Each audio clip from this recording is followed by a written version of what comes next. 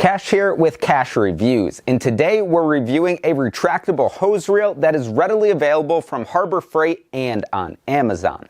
I have links to these reels at both places down below. In today's video, I'm going to be talking about what I like about this hose reel, what I don't like, how it works, and some problems that I've had with it. And finally, I'll get into if I think it's worth your hard-earned cash. Let's get right into it. The hose reel that I have is a 50-foot version with a 3/8 inch hose. Now there is a 25-foot version available, and there are a ton of different hose reels that use the same design with different branding. So again, I have those linked down below. This particular one has a 50-foot hose already installed on it that is rated up to 250 psi. This thing features an auto spring retract feature, so you could pull it out and then just ratchet it and it'll go back in all by itself. You don't have to worry about reeling it up, and that's probably why you're looking at these things. This one features 4 rollers at the dispenser head here, so that way you could pull it in all different directions and it won't bind up and it won't ruin your hose. This reel features brass fittings both where you'll run your air line into it and on the end of the hose itself. And finally, it features a mount so you could put it on the wall, on the floor, or on the ceiling. I'll get into how we actually mounted this thing very shortly. But first, let's quickly talk price. When I picked this thing up, this reel cost $80 from Harbor Freight, but again, sometimes they have coupons, sometimes it'll be cheaper on Amazon, so check those links and see where you could get the best deal.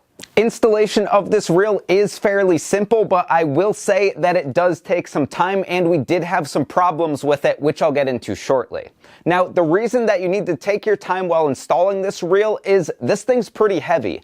That whole thing weighs 32 pounds, and it's going to be mounted on the wall or on the ceiling, and you're going to be pulling on it. So you need to mount it super securely so it doesn't fall off the wall, hurt you, or break stuff below it. Because of that, we went ahead and located some studs behind our drywall, and we ran big lag screws into that to make sure it was super secure. Since there weren't studs spaced out the same distance as the 4 holes in that mount, we went ahead and built a separate support plate. We mounted this directly to 2 studs, and then we mounted this reel into the stud and into the support plate. This keeps it super secure so you won't be able to pull it off the wall and it won't break stuff. Of course, you could mount this thing straight to your ceiling, straight to the floor, or using a different method into a wall, but this makes it super secure.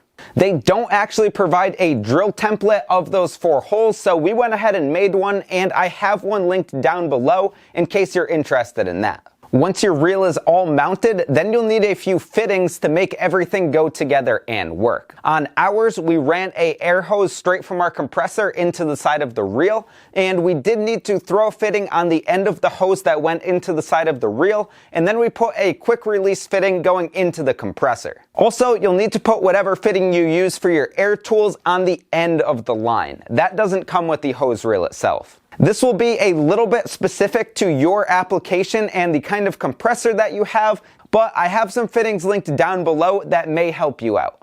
Now that this thing's all set up, let me show you how to actually use this hose reel. Alright, so it's not rocket science to use this reel, but I am going to show you how. So basically, there's a ratcheting mechanism within that wheel that will hold the hose in place once you pull it out.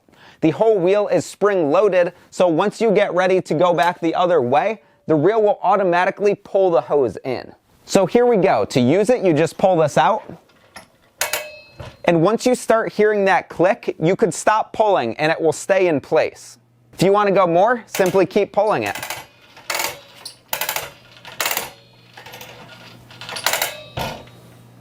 And then to retract it, pull it so it stops ratcheting, and then slowly feed the hose back into the reel. Now, one thing I will note is on this one, there are only teeth every half a rotation on the wheel, so it's not like you're always going to be able to get the exact length that you want, but it should be within a foot or two, and that's pretty nice. Alright, so now let's talk about the pros and cons of this reel and one problem that I had while installing it. The pros of this thing is that it works very well at getting your hose off of the ground. It makes it so you don't have to coil it up every time and take the time to get that done nicely and cleanly so you're not tripping over it. So that's huge. Obviously, that's why you're going to be buying one of these things. It's nice that this is a 50-foot reel, so it gives me tons of room. I could reach everything in this garage here, and we could reach everything out even into the driveway. And honestly, the construction of this reel seems pretty decent. I could do a long-term review, but so far I'm pretty happy with that. And now let's get into the cons and the problem that I had. When I was mounting this thing, obviously I put it on the wall and I wanted to pull the hose sort of down at an angle, so I went and adjusted that dispenser head that's on this unit. When I went ahead and shifted the bolt pattern to move that down like that, the actual bracket that dispenser mounts to wasn't designed in a way that it actually could turn without interfering with the bolt. You'll see what I'm talking about on screen now, but we did have to notch that to make that work.